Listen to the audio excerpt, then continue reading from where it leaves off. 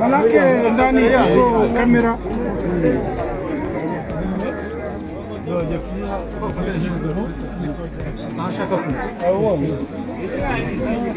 tour guide inatembeza hao wazungu Afrika mzima.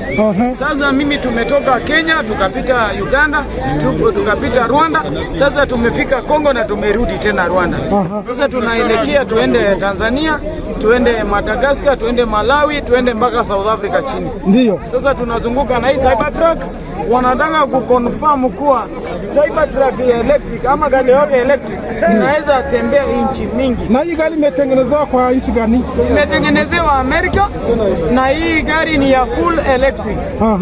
Ni ya nani leo? Hii gari ni ya Elon Musk, lakini saa hii imenunuliwa na RAS.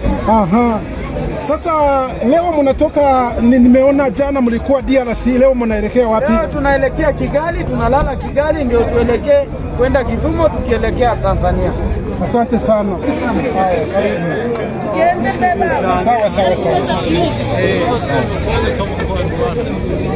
Sawa. Sina mwatubwira kuba mwakiriye aba bashyitsi bageze. Imodoka igomba kuboneka i Rwanda kuri Nyirangara. Niko bimeze. Urakoze cyane Sina. Murakoze cyane rero abari badukurikiye. Sina ati iyi modoka igomba kuzaza no kuri Nyirangarama. Umva kari sawa.